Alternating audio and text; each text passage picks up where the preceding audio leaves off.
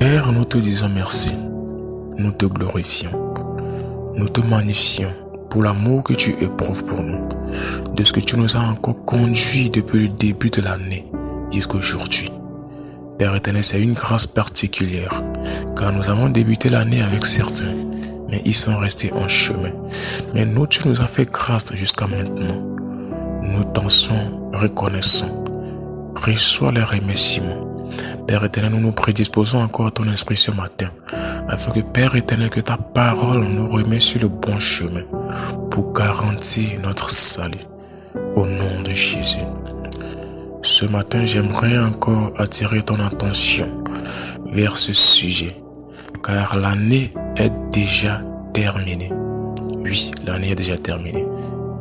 Et nous allons encore commencer par et nous souhaiter bonne année et prospérité. Tout ça là, c'est bon. Mais j'aimerais juste te dire que pour que l'année soit bonne, c'est nous les humains qui doivent changer de caractère. Pour que l'année soit meilleure, c'est à nous de changer notre manière de penser. Pour que l'année nous soit bénie, c'est à nous de marcher selon les instructions de Dieu. Parce qu'il ne sert à rien qu'on te souhaite bonne année, mais que tu vives ta vie comme tu veux, sans la volonté de Dieu. Il ne sert à rien qu'on te souhaite bonne année, mais que tu ne te donnes pas à 100% à Dieu. Parce que le fait qu'on t'a souhaité bonne année et que tu ne respectes pas les principes et les commandements de Dieu ne te garantiront pas cette année. D'abord, pour que l'année te soit bonne, il faut d'abord le débuter en toute sincérité, en toute obéissance à la parole divine. Toi-même, observe les années passées. Combien de fois on ne t'a pas souhaité bonne année? Mais est-ce que l'année a été bonne telle que tu le veux? Est-ce que l'année a été favorable telle que tu le veux? Soyons francs, disons la vérité. Tant que tu ne te soumets pas au principe de Dieu, tant que tu ne te soumets pas à la parole de Dieu, tu as 1% que l'année soit un peu favorable pour toi. Donc il ne sert à rien de commencer par dire bonne année et prospérité. Non, pour que tout ça vienne, il faut d'abord revenir à son créateur. Il faut d'abord reconnaître que tu es conduit par quelqu'un. Il faut d'abord se donner à cette personne afin que cette personne même tienne le volant de ta vie. Depuis que tu te conduis à ton propre gré, quel résultat tu as maintenant? Depuis que tu fais les choses de toi-même, qu'est-ce que tu as? Essaye de virer un peu vers l'éternel. Essaye de donner un peu ta vie à Dieu. Essaye d'abandonner totalement ton cœur à Dieu pour voir le changement qu'il y a là-dedans. Pour voir le changement qu'il y a là-dedans.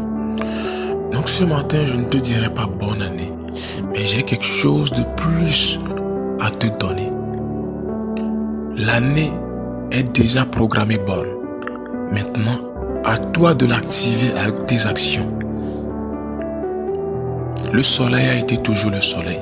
La terre est toujours la terre. La lune est toujours la lune. Les étoiles sont toujours les étoiles. Maintenant, c'est à nous les humains d'activer toutes ces bénédictions qui résident dans la nature par nos actes. Par nos actes. Il ne sert à rien de faire des dons sans marcher selon le commandement de Dieu. Ouvre grand tes oreilles pour comprendre ce que je dis.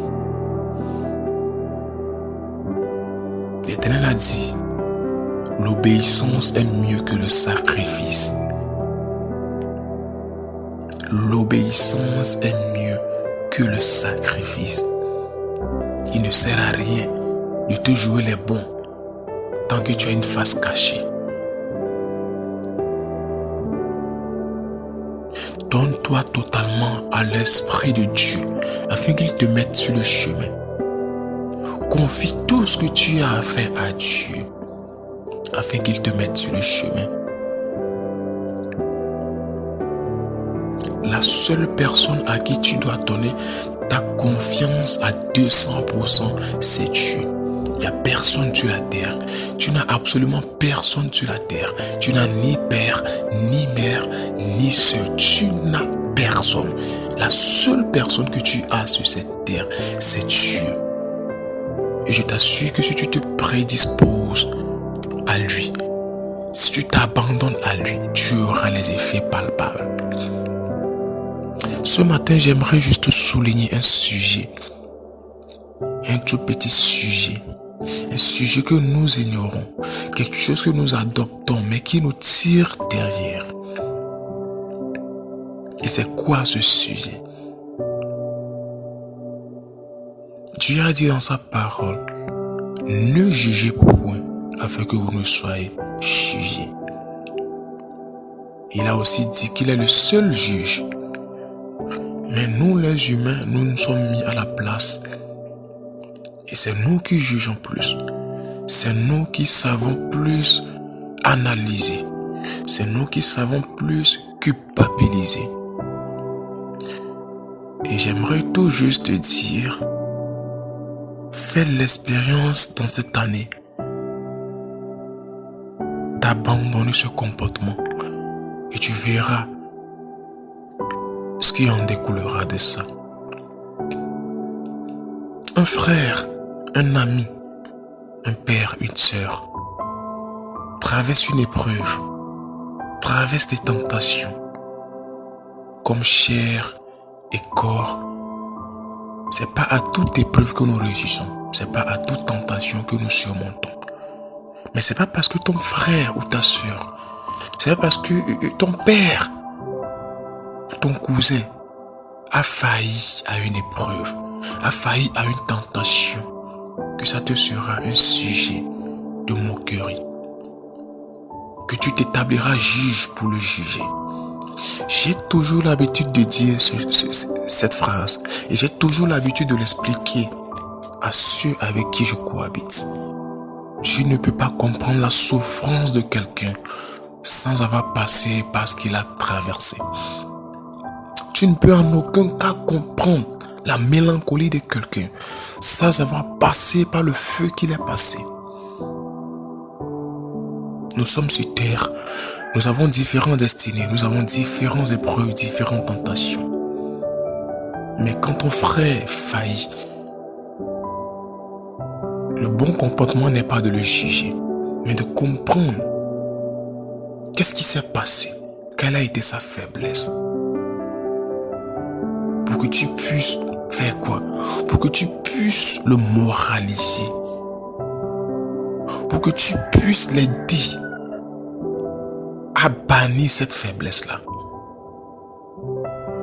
Mais c'est pas l'occasion de se moquer de cette personne.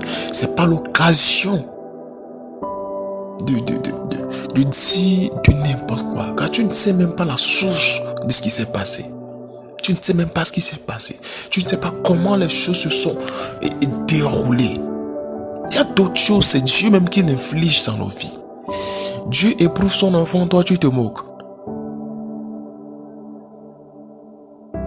Est-ce que tu viens de comprendre ce que j'essaie de t'expliquer? Dieu met en épreuve quelqu'un et toi tu te permets de juger cette personne. Dieu met en épreuve quelqu'un et toi tu te lèves pour dire non, ça c'est pas un bon comportement. Ça, il faut que nous évitons ça. Il faut que nous l'évitons. Il faut vraiment que nous abandonnons ces comportements. Parce que c'est des choses dont on n'a pas l'habitude de parler. Mais ce sont les vraies chaînes qui nous reculent en arrière. Si ton frère faillit, entre dans la chambre, prie pour elle. Prie pour lui, intercède à son égard. Attends que je te lise un verset pour que tu puisses comprendre. Nous sommes tous humains. Nous sommes tous faibles. Nous ne sommes renforcés que par l'Esprit de Dieu. Écoute ce verset. Matthieu 26, le verset 41. La Bible dit, veillez et priez, afin que vous ne tombez point dans la tentation. L'esprit est bien disposé, mais la chair est faible. Veillez et priez afin que vous ne tombez point dans la tentation. Si tu peux veiller et prier pour que tu ne tombes pas dans la tentation, tu es censé veiller et prier aussi pour ceux qui t'entourent. C'est ce que tu dois faire et non pas te moquer d'eux. Genre, je suis surpris qu'il y a certains même qui attendent que leur frère faille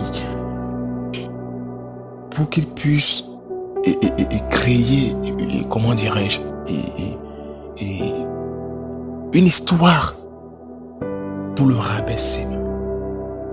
C'était même attendre que le frère tombe dans une tentation, que le frère traverse une épreuve pour dire de n'importe quoi sur eux. Arrêtons ces comportements. Arrêtons ces agissements. Arrêtons cette façon de vivre. Arrêtons cette façon de vivre. Autant de nos cœurs ces rancunes. Autant de nos cœurs ces rancunes. Ça ne sert à rien de garder rancune. Ça ne sert absolument à rien. Ça ne sert à rien de faire semblant d'aimer quelqu'un. Non. Ça ne sert à rien de cacher ces comportements obscurs. Non, ça ne sert à rien. Donc sur ce, il faut y penser à cette parole. Il faut penser à cette parole. Donc je t'invite à méditer ces deux versets pour plus comprendre ce que je viens de t'expliquer. Matthieu 7, le verset 1. Ne jugez point afin que vous ne soyez point jugés. Donc ça explique clairement que celui qui juge est jugé. Prie pour ton frère. Intercède pour elle. Si elle faillit à une tentation, si elle traverse une épreuve, c'est le moment d'intercéder pour cette personne. C'est le moment d'intervenir dans la prière pour fortifier cette personne. Donc médite-y et pense-y. Et je pense c'est ce souhait que moi j'ai pour toi. L'année est déjà programmée bonne. Maintenant à toi d'activer tes bonnes actions pour attirer ces bonnes choses dans ta vie. Donc tu viens d'écouter la voix de ton serviteur, le docteur Stéphane. Tu passes une agréable semaine. Une très bonne et agréable semaine. Et le souhait que moi j'ai pour toi cette année, c'est que le Saint-Esprit te conduise tous les jours de ta vie jusqu'à ces 365 jours. Et tu verras le bonheur qu'il y a là-dedans. Sois béni.